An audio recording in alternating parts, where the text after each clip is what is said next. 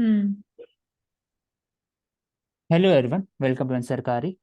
Today we are discussing the last part of the IFS paper 2023. We have discussed already 2, 3, 4, 5, 6, all the parts, and question number 1, it has 4 questions. It is basically related to the uh, ancient, medieval and modern history, and we will discuss in a very detailed manner. Starting with the first question, discuss the concept of Dhamma. Discuss concept of Dhamma practiced by Ashoka modern period. Discuss करना है सिर्फ Mansi Hmm. So concept basically जो doctrine of important Ashoka Dhamma, only उसमें keyword basically it was no need to about after the Kalinga war. So इसमें basically it was about spreading peace, giving up, about basically कि wars नहीं किए जाने चाहिए, nobody wins a war. And इसमें Buddhism elements were promoted yes कि मध्यम मार्ग होना चाहिए. बुद्धिज्म एलिमेंट और ये जो और डॉक्ट्रिन इसको कॉन्सेप्ट इंस्क्रिप्शन, है हाँ बोलो मतलब इंस्क्रिप्शंस के थ्रू इसको और भी प्रमोट किया गया था. धम्मा को जो प्रिंसिपल्स थे they were written down on the inscriptions.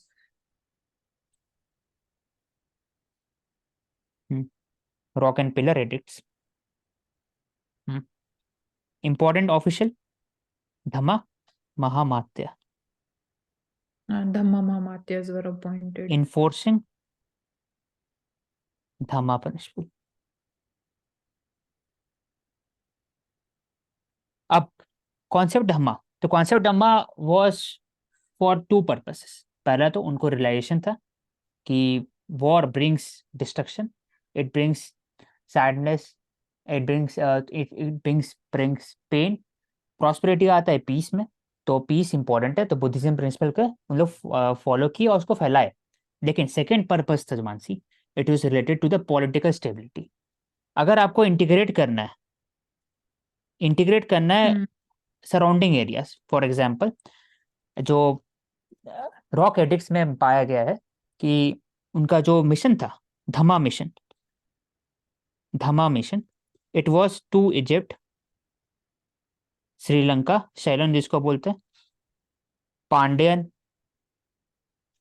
और इवन इन इंडोनेशिया सब में भी फैला गया था चाइना में भी था एक तरह से तो धम्मा मिशन हर जगह फैला गया और ट्राइबल फॉरेस्ट्री जो ड्रेयर है उनको भी इंटीग्रेट किया गया तो धम्मा मिशन इंपॉर्टेंट है टू इंटीग्रेट पॉलिटिकल स्टेबिलिटी के लिए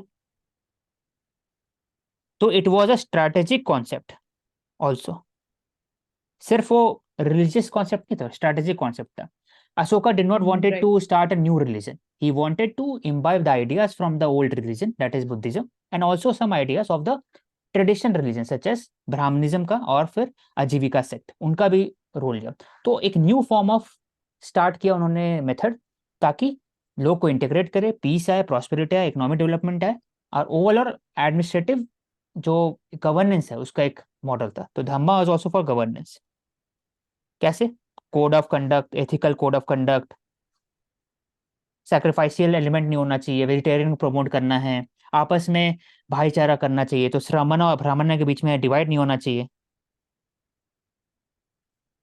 ब्रदरहुड होना चाहिए तो ये सब का बात है कॉन्सेप्ट है धर्म करुणा मानसी आपको कुछ बोलना है नहीं, और कुछ नहीं बोलना अशोक. तो ओवरऑल वाइड हो गया कॉन्सेप्ट धम्मा जो सबको मैक्सिमम लिखेगा और रिलीजियस पर्सपेक्टिव लिखेगा लेकिन इसको सोचना है एडमिनिस्ट्रेटिव भी और strategic concept for the peace in the empire hmm. अब आता second explain the political and culture significance तो पहली बात है कि सोचना है कि कहाँ इसमें हर्षवर्धन के समय में सबसे फेमस एग्जाम्पल बताओ कनौज कैपिटल बनता है बेसिकली यहाँ आप बताओ उसके पॉलिटिकल बाद सिग्निफिकेंस में यहाँ ये आएगा कि नॉर्दर्न इंडिया में एक बहुत बड़ा लार्ज एम्पायर था. तो उसकी वजह से जो पॉलिटिकल स्टेबिलिटी एक I during this time period, that was hmm important. Hmm hmm अब बताओ पॉलिटिकल स्टेबिलिटी सेकंड, और with this we can say कि like जो coins थे during that time period and trade activities got promoted. हाँ, Chinese ambassador भी आए, फिर इसमें हुन सेंग भी आए थे। Hyun Sang. हम्म। So और culturally basically हाँ, बोलो और। कल्चरल में जो पेंटिंग्स की हम बात कर सकते हैं, cultural significance paintings during that time period. हाँ, और फिर इम्पोर्टेंट एलिमेंट है कि जो हर्षवर्धन के समय में जो लोग रहते थे कोर्ट में, उनका भी नाम इम्पोर्टेंट है इसमें।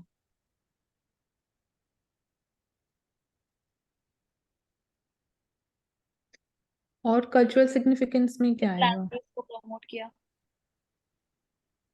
क्या हुआ? संस्कृत लैंग्वेज को भी प्रमोट किया था। हम्म, बाण भट्ट हो गया, वरा मीरा हो गए, ये सब रोल है। एंड पिल्हाना हो गया, चैरिटी को प्रमोट किया था उन्होंने। बाण भट्ट हो गए, Varahamihira, charities, integration of the Kalidasa भी इसमें आएंगे पूरा। हम्म। ह्यूनसेंग का रोल रहा है, ह्यूनसेंग बताते हैं कि कैसे कनौज एक तरह का कल्चरल कैपिटल था उस समय का। और बाकी रूलिंग के लोग आते थे वहां पर अपना, एक तरह फ्यूडल एलिमेंट इसको बोलते हैं, एक तरह से फ्यूडली लेवीज देते थे, पुष्यभूति क्लाइम हो गया एक तरह से। टैक्सेशन की बात कर सकते हैं, टैक्सेशन सिस्टम कैसा था ड्यूरिंग दैट टाइम पीरियड? तो ये फ्यूडल एलिमेंट का बात कर सकते हैं, फ्यूडल हम्म। एलिमेंट, लैंड इसका हो गया, फ्यूडिशरी, फ्यूडेटोरीज। तो कनौज बेसिकली सेंटर जोन हो गया, पहले दिल्ली था, दिल्ली सल्तनत के समय में, तो ट्रांसफर हो गया फ्रॉम दिल्ली टू कनौज हर्षवर्धन के समय में।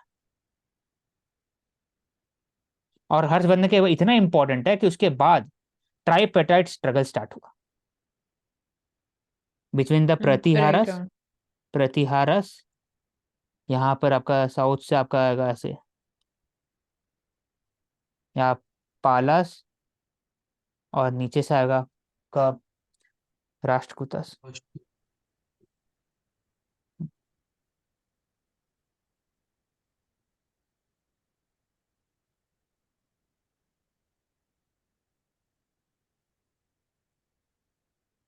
अब और बताओ मानसी, और क्या हो सकता है? और फॉरेन इन्वेजन्स इस टाइम पे कुछ थे? लोग आते थे फॉरेन, लेकिन फिर ऐसा कोई इम्पोर्टेंट अगर मेजर इवेंट नहीं?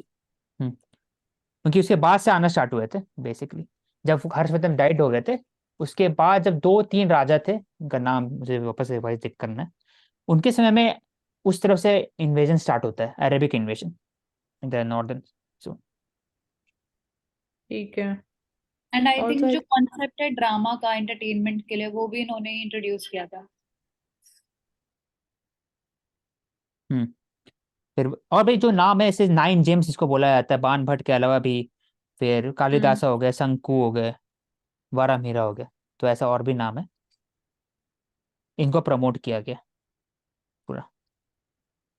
तो एस्ट्रोलॉजिकल पंच सिद्धांत का, Greek astrology, astrology, chemistry promote हुआ इनके समय में, तो इसलिए कल्चरल पॉलिटिकल सिग्निफिकेंस है। तो ट्रेड रूट बोला तो ओवरऑल ये analyse. Third question is how Bal Gangadhar Tilak introduce method of passive resistance in the freedom struggle. Analyse करें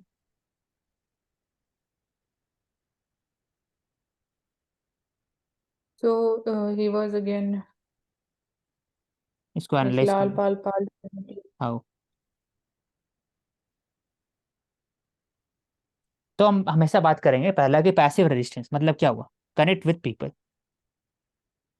So डायरेक्ट passive कनेक्ट होते हैं। resistance are not adhering to violence like hmm, literature का medium use करके या like constitutional methods of resistance. उसके बाद फिर agitation, boycott, जो उस समय नहीं करते थे, जो भी मॉडरेट थे बॉयकॉट को उतना सपोर्ट नहीं करते थे। ही वॉज टॉकिंग अबाउट स्वदेशी बॉयकॉट इन पुणे। फिर नॉन कॉपरेशन छोटे लेवल पर, बड़े लेवल पर नहीं हो पाया था, तो उसको सपोर्ट करते थे। शिवाजी और गणपति फेस्टिवल को यूज करते थे for the mobilization of the masses, तो पैसिव रेजिस्टेंस, रेजिस्ट कर रहे। Strategic hmm support, strategic support to revolutionary, example Chapekar brothers, जब उन्होंने क्रांड को मारा था, एंड प्ले कमिश्नर थे 1897 में। तो तो स्ट्रैटेजिक ऑलरेडी यहाँ सपोर्ट पे क्या क्या हुआ, स्ट्रैटेजिक सपोर्ट दिया? मतलब कि ज्यादा कंडेम नहीं किया डायरेक्टली। उन्होंने बोला कि देखो, केसरी में, केसरी यूज किए थे, sorry, Kesari and Mahratta. Strategic support मतलब कि केसरी महाराता ने बोलते हैं आप वीर गति प्राप्त किए हैं चापेकर ब्रदर्स, देखिए उनका शौर्य दिखाता है, ऐसे करके। Officially okay. बोलते थे वी कंडेम्ड एवरीथिंग, लेकिन हिंदी न्यूज़पेपर, जो हिंदी नहीं, मराठी न्यूज़पेपर में बोलते थे कि देखो ऐसा बनना चाहिए, वैसे करना चाहिए। तो स्ट्रैटेजिक सपोर्ट हुआ ना हम्म एक तरह से। तो ये हो गया। तो हाउ एनालाइज करना है, तो अब इसको एनालाइज करिए। तो हाउ हो गया, ऐसे किए, अब इसको एनालाइज करना है। तो इसको एनालाइज करके बस ये बताऊंगा दो तीन चीज। ये करने के साथ साथ उनका जो रोल था अब हिंदुइज्म से रिलेटेड था, ज्यादा फोकस ज्यादा था। कॉन्सेप्ट ऑफ भारत माता आया, इंटिक। और इसमें क्या हुआ, थोड़ा सा एलिनेशन हुआ, alienation of women on the issue of Rukhmabai case. और 1892 में जो एज ऑफ कंसेंट बिल था उसमें एलिनेशन ऑफ वुमेन का। ऑर्थोडॉक्स एलिमेंट को प्रमोशन हुआ, ऑर्थोडॉक्सी। और तीसरा की जो non minorities for example Muslims, उनका भी कहीं ना कहीं थोड़ा एलिमिनेशन हुआ, क्योंकि ये बात करते थे शिवाजी गणपति फेस्टिवल में, तो अधिकतर जो कल्ट कल्ट ऑफ सत्ता वो प्रमोट करते थे। तो ये हो गया। बताओ मानसी, और नहीं ठीक है, और तो I don't think so analyse हो गया कुछ। ना, तो क्रिटिक भी हो जाएगा इसका। ये तो हाउ हो गया हम्म पूरा। What were the circumstances that lead to, circumstance बताना है, that which lead to emergence of socialist ideology, potent force, new force and potent for 1920 and 1930। इसको बोलो डिटेल में। Circumstances which led to the emergence of socialist ideology, the new and potent in the late 1920s and early 30s in colonial India.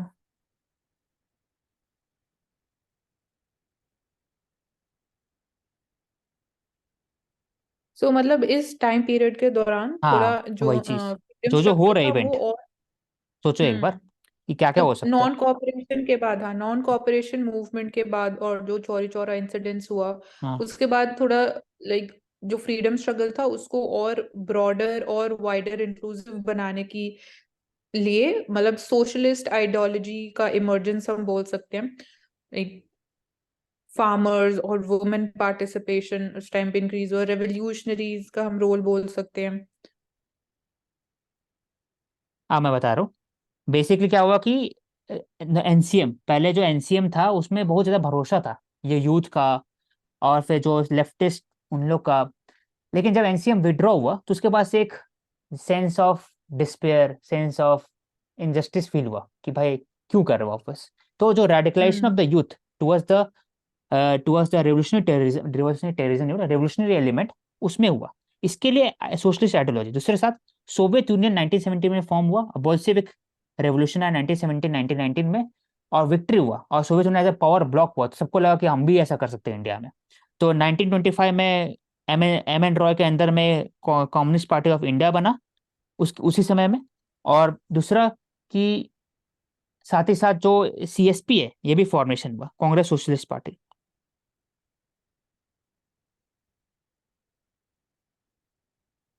They worked with in the Congress structure, वो चाहते नहीं थे कि टूटे कांग्रेस, वो अंदर से काम करते थे, लेकिन it talked about the socialism, for example peasant right, women right, labours right, etcetera.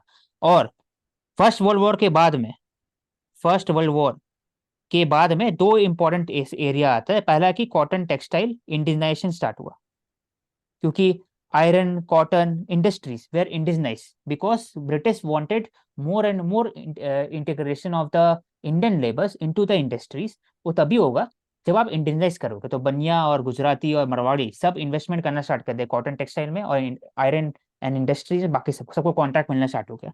तो there was increase in Indian labours. Indian labour increase करेंगे तो उनका राइट्स के बारे में बात होगा, साथ ही साथ पेजेंट राइट का बात होना स्टार्ट हुआ, पेजेंट राइट्स। इसलिए किसान सभा स्टार्ट हुआ, वो फॉर्मेशन पूरा। और टेम्पल एंट्री मूवमेंट इसको बोलते हैं, temple entry movement. Constructive phase बोलते हैं, कंस्ट्रक्टिव फेज। हम्म इसमें एक और आता है कि आपका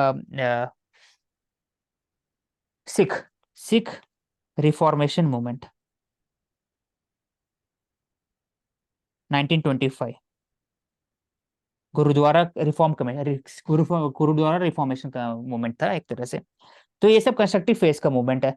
तो कैडर को मोटिवेशन मिलना चाहिए, नहीं तो फिर डिस्पेयर चल जाएंगे। लीडर्स को चाहिए था कि कैसे कंसोलिडेट कर गेन। तो इसके कारण ही धीरे धीरे सोशलिस्ट आइडिया की तरफ रुझान हुआ। पहले क्या था कि उनका जो सपोर्टर थे वो मैक्सिमम बोर्जुआ क्लासेस थे, फॉर एग्जांपल जमींदार क्लास हो गए या फिर इंडस्ट्रीज हो गए। क्यों थे? क्योंकि उनको पार्टी फंड में पैसा आता था, वो बेसिक उन्हीं के पास आता था। जो भी लोग पढ़ते थे, फॉर एग्जाम्पल दादा भाई नौरोजी हो गए, बाल गंगाधर, सब लैंड लॉर्ड थे एक समय के। फिर धीरे धीरे एंट्री हुआ बाकी सब मिडिल क्लास और फिर उनका डाउन ट्रोडन का, क्योंकि फीस कम किया गया, कांग्रेस का फीस कम किया गया और मैक्सिमम इक्विटी मिले लोग का। तो जैसे अगर लोग का बढ़ावा होता है वैसे वैसे सब ऑल्टर्न इशू भी जनरेट होना स्टार्ट होता है। जैसे वो होता है वैसे there is a potent force in the late 1930s। Potent force मतलब वही कि 1928 में पब्लिक सेफ्टी एक्ट आया गया इन कम्युनिस्ट पार्टी के खिलाफ। फिर स्ट्राइक हुआ, रेलवे स्ट्राइक हुआ सब जगह, तो पोटेंट फोर्स बना माना गया। इतना पोटेंट फोर्स कि कांग्रेस को अपना स्टैंड बदलना पड़ा बहुत सारे चीजें में। फॉर एग्जाम्पल लेबर राइट्स में पहले बोलते थे कि लेबर राइट्स में कि हम सिर्फ बात करेंगे प्राइवेट सेक्टर का जो ब्रिटिश ओन्ड है, इंडियन प्राइवेट सेक्टर की बात नहीं करें क्योंकि वो अस्वदेशी है, उनको थोड़ा सा कंसेसेस मिलना चाहिए। लेकिन अब बात करते थे कांग्रेस पार्टी से बात करना स्टार्ट कर दिया कि इंडियन कैपिटलिस्ट को भी काम करना चाहिए for the betterment of the workers. तो ये पोटेंट मूवमेंट के कारण चेंज हुआ। दूसरा पेजेंट मूवमेंट में आया, जमींदार और पेजेंट के बीच में सहमति होना चाहिए बहुत सारी जगह पर। विमेन राइट्स का इशू आया, शेड्यूल कास्ट का भी इशू आया, इशू इसमें आया। उसमें बी आर अम्बेडकर के बात छेड़ रहे थे उस समय तक, हरिजन सेवा, हरिजन मूवमेंट। तो ओवरऑल बोला जाए तो सोशलिज्म एज अ डॉक्ट्रिन वो मेन स्ट्रीम हो गया बहुत अच्छे तरीके से, ये हम बोल सकते हैं कंक्लूजन। इसलिए पोटेंट फोर्स है। ऐसे सो हम ये बोल सकते हैं कि नॉन कॉपरेशन मूवमेंट तक जो फ्रीडम स्ट्रगल में लोगों को पार्टिसिपेशन था वो एलिटिस्ट क्लास का ही पार्टिसिपेशन था, नहीं एलिट सब और था। एजुकेटेड। मैं बात करूँ कांग्रेस पार्टी का, मूवमेंट अलग है, पार्टी अलग है। कांग्रेस पार्टी वो उनके अंदर में लॉयर्स मैक्सिमम लोग थे, उसमें एलिटिस्ट भी लोग थे, कुछ ही लोग थे जो बहुत मिडिल क्लास या डाउन ट्रोडने से थे। मैक्सिमम लॉयर्स थे, पढ़े लिखे थे, प्रोफेसर थे, ज्यूरिस्ट थे, फिर लैंडलॉर्ड थे, जमींदार क्लास से भी थे, ये सब थे। लेकिन मूवमेंट जो था ना वो नॉन कोऑपरेशन सबका साथ था। वैसे एक मुस्लिम भी थे उसमें, खिलाफत के समय में विमेन सब कोई। लेकिन क्या हुआ कि कांग्रेस पार्टी को लगा कि अब क्या मूवमेंट बंद हो गया है, अब कैसे हम वापस से मोबिलाइजेशन करें, तो कंसोलिडेट कैसे करें गेन जो भी अभी तक में किया। तो गांधी जी ने फिर बात स्टार्ट किया कंस्ट्रक्टिव मूवमेंट कि हम लोग कंस्ट्रक्शन फेज में जाएंगे जिसमें हम सत्याग्रह सिखाएंगे कैसे सत्याग्रह असली में होता है पूरा। सिर्फ मोबिलाइजेशन करने से नहीं चलेगा, लोग को अंदर में दिल में सत्याग्रह होना चाहिए। तो नॉन वायलेंस, सत्याग्रह, अहिंसा, ऐसे का बात उन्होंने प्रमोट किया पूरा। तो ठीक है। कांग्रेस पार्टी धीरे धीरे सबको वाइडर पर्सपेक्टिव में आ गया, कांग्रेस पार्टी भी उसके बाद। मूवमेंट तो था ही, मूवमेंट हमेशा ही रहा है, चाहे वो स्वदेशी मूवमेंट रहे चाहे बाकी सब मूवमेंट रहे, वो उसमें पार्टिसिपेशन रहेगी हर एक वर्ग का सोसाइटी का। लेकिन पार्टी एज अ पार्टी वो वाइडर हो गया इसके बाद से धीरे धीरे, वो हम्म बात है। तो सोशलिज्म में जो कॉन्सेप्ट होता है ना, labour right, peasant right, worker right, women right, ये सब भी धीरे मेन स्ट्रीम हो गया। तो कांग्रेस सोशलिस्ट पार्टी भी बात कर रहे हैं इस बारे में कम्युनिस्ट पार्टी की बात कर रहा है, नेहरू और जो बोस है न्यू रेडिकल लेफ्टिस्ट जो कांग्रेस पार्टी के अंदर, वो भी बात कर रहे हैं। तो overall main streaming of the socialist idea हो गया, और बाहर आउटसाइड सपोर्ट भी है सोवियत यूनियन के इस पे। तो ये करो ना, कुछ पूछना? नहीं, ऑलरेडी पूरे पॉइंट्स कवर हो गए। ओके, इस थैंक वजह यू। से एक चीज मैं आपको बताऊं कि जो सोशलिस्ट आइडियाज वगैरह आए, और एक और इंटरनेशनल फैक्टर है कि जो ग्रेट डिप्रेशन हो रहा था 1920s और 1930s में, तो यस यस इकोनॉमिक यस बहुत यस, ज्यादा बढ़ गया था। Thank you. ये भी है कि जो एक डिप्रेशन, हाँ, 1929 से स्टार्ट हुआ, इंडिया में 1930s में आया, वो भी एक फैक्टर था कि लोग के यहाँ से गरीबी स्टार्ट हो गया, वेज वेज इशू हो गया, बाकी लिविंग स्टैंडर्ड भी घटने लगा। तो ये भी का, थैंक यू। तो we can end this topic. So thank you everyone. Tuned to Ansarkari. We will take up next set of questions in GS paper 2 of IOFS paper 2023.